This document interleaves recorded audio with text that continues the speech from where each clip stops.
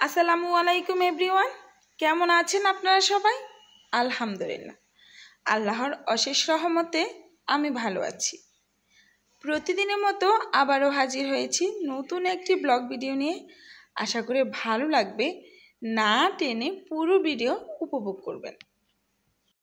আজকে আমি দেখাবো আপনাদের অত্যন্ত মজাদার একটি ভর্তা রেসিপি। দুপুরবেলা গরম ভাতের সঙ্গে এক পদ ভর্তা রেসিপি হলে জাস্ট জমে একেবারে ক্ষীর। আজকে আমি আপনাদের দেখাবো শুটকি দিয়ে কাঁঠালের বিচি ভর্তা।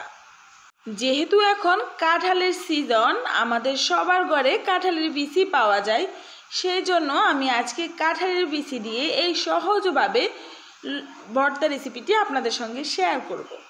এই ভর্তাটি তৈরি করতে যা যা প্রয়োজন তা তো অবশ্যই আপনারা দেখতে পেয়েছেন।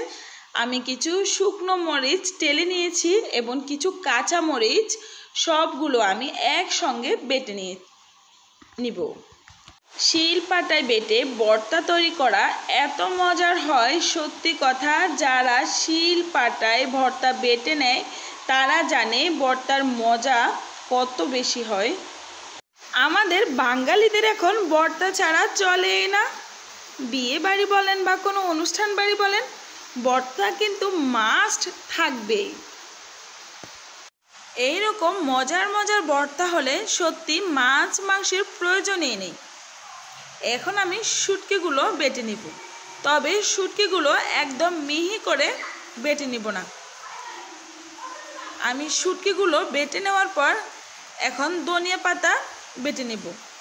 ভর্তার মধ্যে ধনিয়া পাতা না দিলে যেন ভর্তাটা অসম্পূর্ণ থেকে যায় বা ভর্তার সঠিক মজার যে টেক্সচার সেটা আসে না। আমি ভালো করে একদম মিহি করে ধনিয়া পাতা বেটে নিয়েছি। এরপর আমি কাঁঠালের বিচি বেটে নেব। কাঁঠালের বিচি যেহেতু আটালো, সেজন্য ভালোভাবে কাঁঠালের বিচিটি বেটে নিতে হবে। আমি আগে কাঁঠালের বিচিগুলো থেতলিয়ে নিচ্ছি, এরপর কাঁঠালের বিচি বেটে নেব, তবে একদম মিহি করে বেটে নেব না। ভর্তার মধ্যে কাঁঠালের বিচি বা শুটকি হালকা একটু বেটে নিলে হয়। কাঁঠালের বিচি যেহেতু আটালো, আপনারা চাইলে একটু পানি ব্যবহার করতে পারেন। এরপর আমি দিয়ে দিয়েছি পেঁয়াজ এবং পরিমাণ মতো লবণ। পেঁয়াজ ও লবণ ভালো করে একসঙ্গে একটু থেতলিয়ে সামান্য করে বেটে নেব, যেন খুব বেশি মিহি না হয়। পেঁয়াজগুলো যেন একটু থেতলানো টাইপের হয়। আপনারা দেখে বুঝতে পেরেছেন, পেঁয়াজগুলো আমি খুব একটা মিহি করে নেই। আমার সবগুলো উপকরণ বাটা হয়ে গেছে। এখন আমি সবগুলো উপকরণ একসঙ্গে মিক্স করে নেব। ভালো করে হাত দিয়ে মেখে নেব।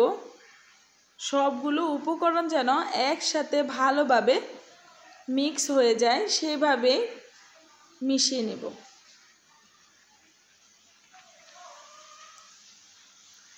অনেক মজার একটি ভর্তা। যারা শুটকি খেতে ভালোবাসেন না বা শুটকি খান না, তারা কিন্তু শুটকিটা স্কিপ করতে পারেন। শুধুমাত্র কাঁঠালের বিচি দিয়ে ভর্তা করলে অনেক বেশি মজা হয়। আমি যেহেতু শুটকি লাভার, সেজন্য আমি শুটকি দিয়ে ভর্তাটি তৈরি করছি। এরপর আমি ভর্তা মিক্স করার পর দিয়ে দিয়েছি হালকা একটু সরিষার তেল দিয়ে ভালো করে আবারও মিক্স করে নিব।